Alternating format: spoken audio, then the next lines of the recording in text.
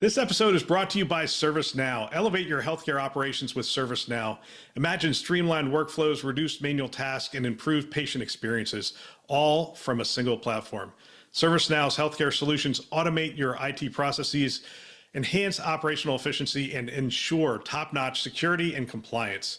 Empower your staff, optimize your systems, and transform patient care. Join the revolution in healthcare technology with ServiceNow. Discover more at thisweekhealth.com/ServiceNow, where healthcare meets innovation. We are focusing so much on enhancing the experience for our patient. We talk about consumerism and all that stuff, but we often forget about our key providers, right? Our caregivers. And my philosophy is very simple. If you create a best experience for your people, they will provide a best experience for your patient.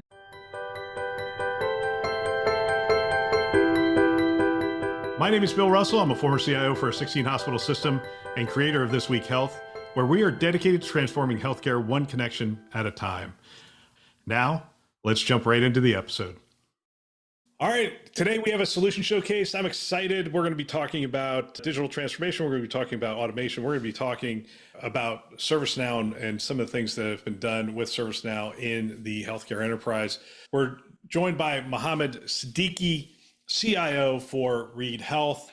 And Drew, you're the healthcare CTO for ServiceNow. Is that accurate? That's correct. Yep. Been here about 6.5 years. Was at VMware before this, I think, where I met you, and then worked at a hospital system here in Colorado. So good to talk to you again. Well, those are two fun companies to have worked for. VMware really transformed the data center, and now we're looking at ServiceNow really transforming workflow within healthcare and within health systems. That's how I look at it. Is that how you talk about ServiceNow and what they're doing in healthcare? It is. And the way we like to think about it is anywhere there's a manual process, and we have a lot of manual processes in healthcare, whether it's interoffice envelopes, month-end close process. I had a friend start at my old hospital last week as a doctor, and they handed him 2 pagers, right?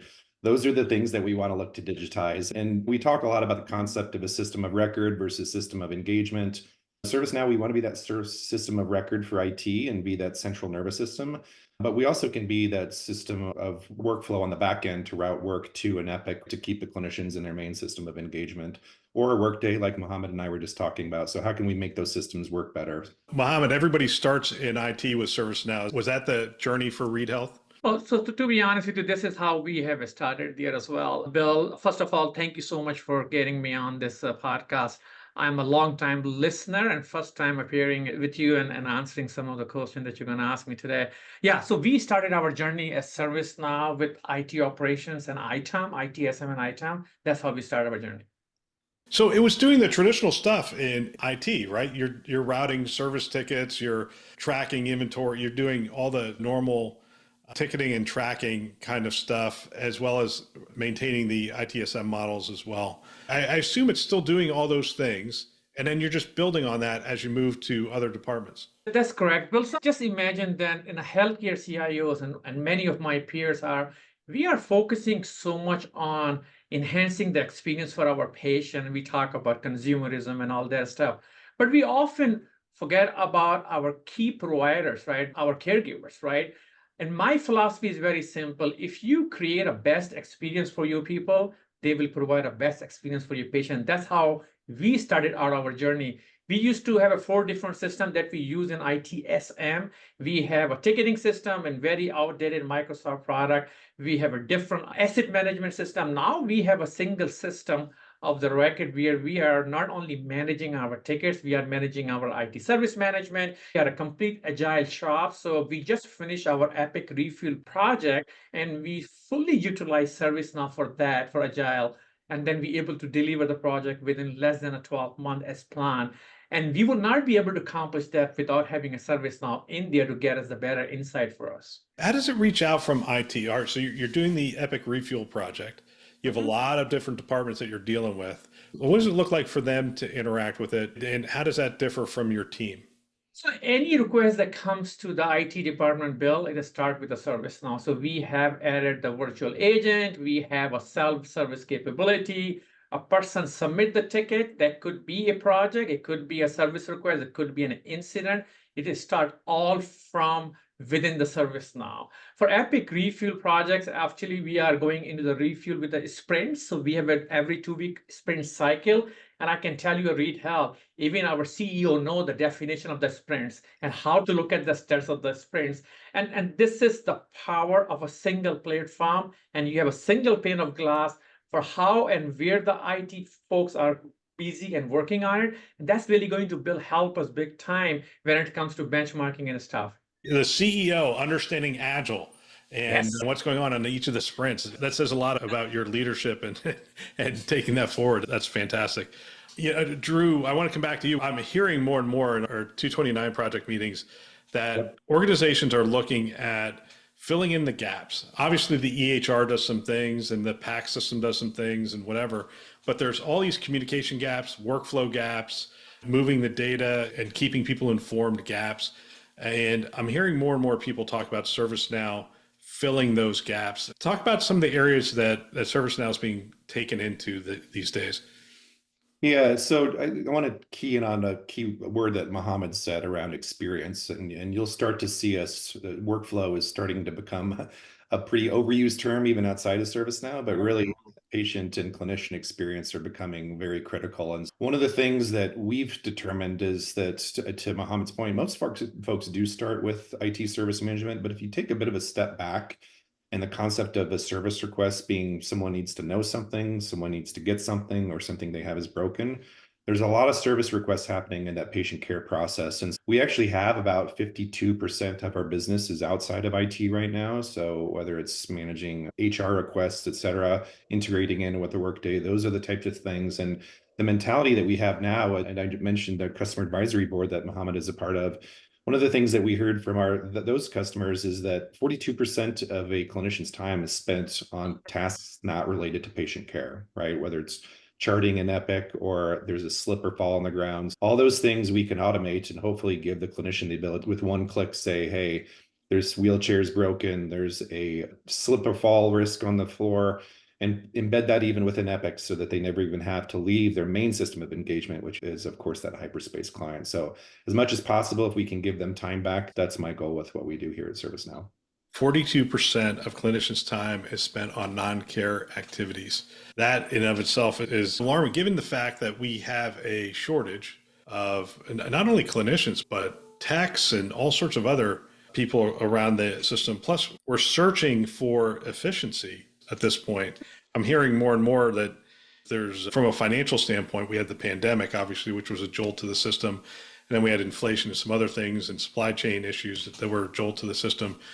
So many health systems are looking for efficiencies. I would imagine, hey, the room is dirty, should be something that's like a one-click kind of thing. Are we starting to integrate anything that can't be done in the EHR where they're looking at, is it that level of acceptance in terms of being a platform for, you say experience, platform for experience, but healthcare is really familiar with the term workflow.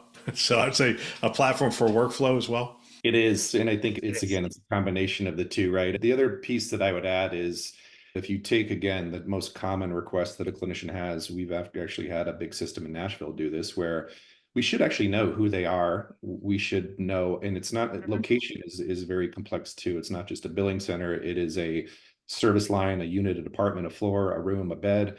And then we should know and even possibly predict what they're going to ask for. And I think back to your original point, there's not enough people to provide care moving forward, right? There's not enough doctors in the system. There's not enough nurses. And so the only way we're going to get there is through automation and through efficiencies. And so if we can reduce that 42% down and say, hey, give the nurse the ability or the doc the ability to click a button and say, hey, let's get this IV pump fixed. That's the only way to do it. And Gen AI will be a big part of that as well, too. Muhammad, I want to come back to you and I want to talk about what I often talk about, the fact that CIOs spend a lot of time in the problem space. They are problem solvers. They're constantly thinking, what problems can I solve? What problems are you trying to solve with this platform across the health system?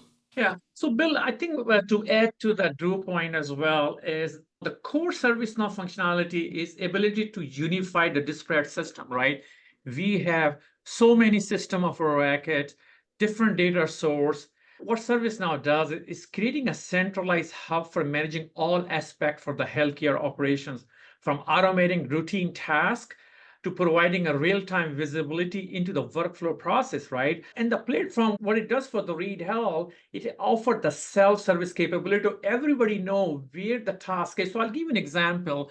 Right now, we are working with the design team with the ServiceNow and seeing how can we leverage ServiceNow platform to use our clinician rounding. Every day we do that, right? So we have a patient experience team who round our patient's room every single day. They walk in there and they're using 3 different systems to capture something. For example, a patient is asking, I'm having a problem with this air conditioning is too cool for me, or this light bulb is not working right for me, or I don't like this blind.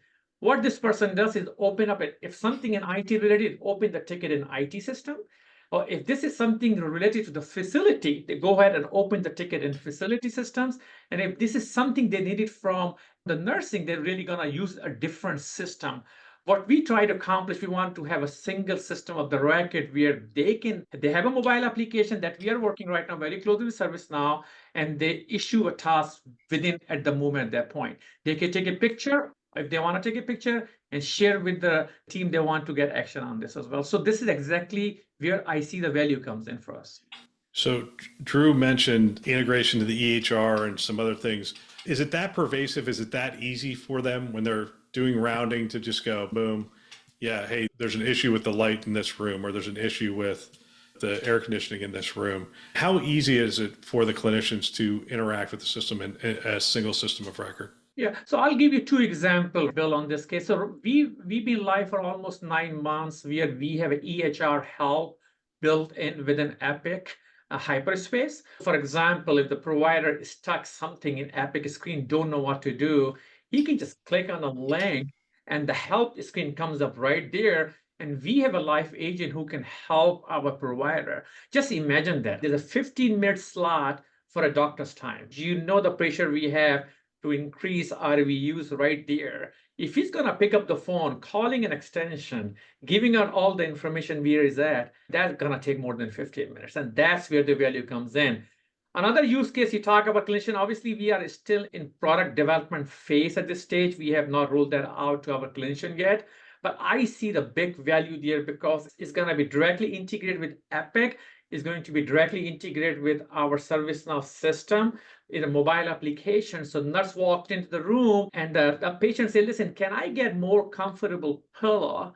A person just going to open the ticket and assign that to our EVS team automatically because they're all going to be using the same system. Hi, everyone. I'm Sarah Richardson, president of the 229 Executive Development Community at This Week Health. I'm thrilled to share some exciting news with you. I'm launching a new show on our conference channel called Flourish. In Flourish, we dive into captivating career origin stories, offering insights and inspiration to help you thrive in your own career journey. Whether you're a health system employee in IT or a partner looking to understand the healthcare landscape better, Flourish has something valuable for you. It's all about gaining perspectives and finding motivation to flourish in your career. You can tune in on thisweekhealth.com or wherever you listen to podcasts. Stay curious, stay inspired, and keep flourishing. I can't wait for you to join us on this journey. That's really interesting and really exciting. I'm thinking through, I really want to collect more of the problem set. Drew, what's the other problems that people are trying to solve with a ServiceNow right now? Maybe some of the creative things, maybe some of the mundane things. Yeah, so I think I love Muhammad's comments there because we built EMR Help about 4.5 years ago, and we want to expand that into any type of service requests. And I think to your point, just to add to some interesting things, we just worked with a big system out on the West Coast, and I love the concept of the problem solvers, right? And so we talked to this CIO and we thought we were going to do something around optimizing their discharge process. And what we actually landed on was surgical preference cards. So the preference cards as the surgeons come in are wrong about 20 to 25% of the time.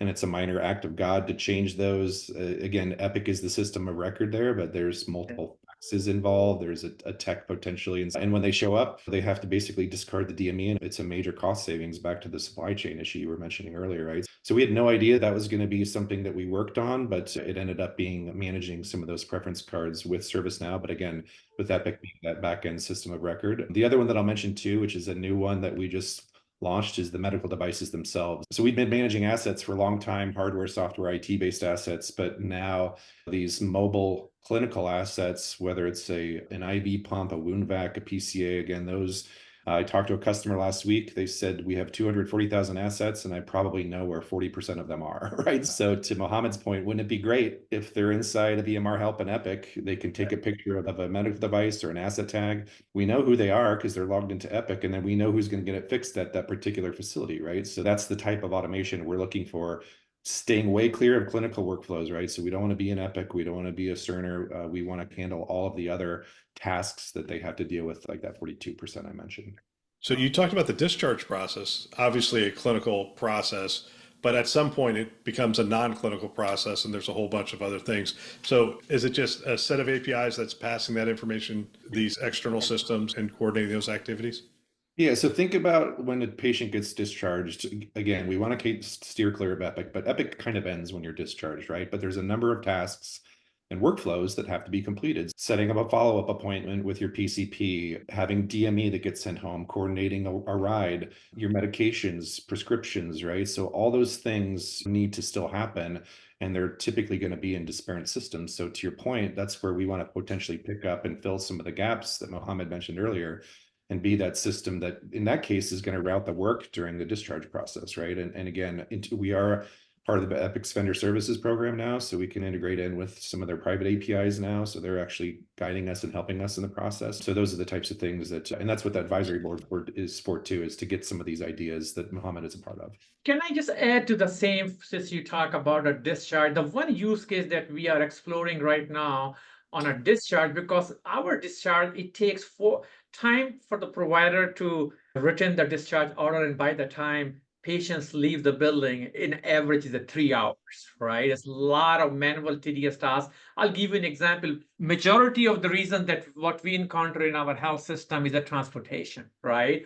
What you're gonna do, you cannot really assign a Uber or Lyft driver through the Epic system. You need to have a system that can go ahead and look for the Uber driver, to get that Uber driver earlier, to pick that up. And that's one of the use cases that we are exploring right now with the ServiceNow. So when discharge planners are planning all that, they can go ahead and get the Uber ride ready for the patient when they discharge. That's an interesting use case. I like the way that the systems are coming together. Epic is starting to do, because of your partnership, you'll be able to start to use some of those private workflows. I want to come back to Muhammad. You were talking earlier about Workday. So you don't look all that tired and stuff. So I assume the Workday implementation is going well. It's a big lift, depending on what your modules you're doing. It's a pretty big lift. What are you trying to figure out in terms of how ServiceNow and Work are going to work together? Absolutely. Bill, in any health system, every single system is very critical. But in our typical healthcare, we focus way too much on electronic medical record and forget about other systems sometimes, or put that in a back burner. And I often giving this example, and I heard this in one of the Chime conference. You have a Ferrari and you're going too fast, but you don't know how fast you are going. And you cannot drive Ferrari without having a good tires. That's exactly the component we need to focus on. So at Reid Health, we've been focusing so much on electronic medical record for the last 14 to 18 months. Now our focus shifted and say, listen, how can we maximize our investment and do more of the hyper automation for our Workday? We just start the project. We are still on a phase 0 of the project for Workday. We're going to go live in June of 2025. And we doing all single module of Workday available, including HR, supply chain, and finance.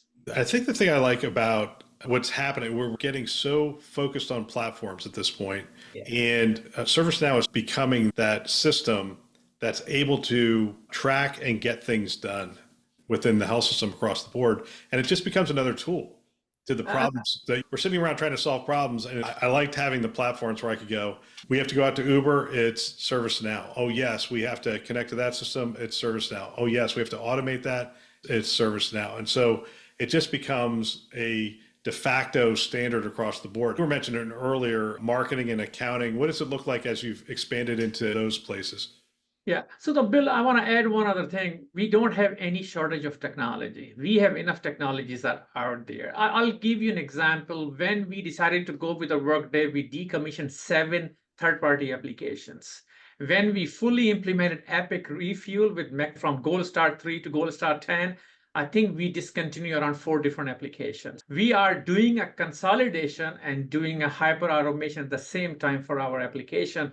Answer to your question about marketing, every single request comes in. We have a very small lean team for the marketing. We used to get the request coming through the email. Nobody knows how to track that. So we build an automation workflow process within a system in ServiceNow that our marketing team is using. The same applies to our accounting team. So any request comes in to create a new vendor in a system, the request comes into the ServiceNow. Any additional report coming from our financial decision support, it comes through ServiceNow as well, and it's all self-service. Yeah, that's fantastic. What am I not seeing? What else is going on? I'll give you the last word there, Drew.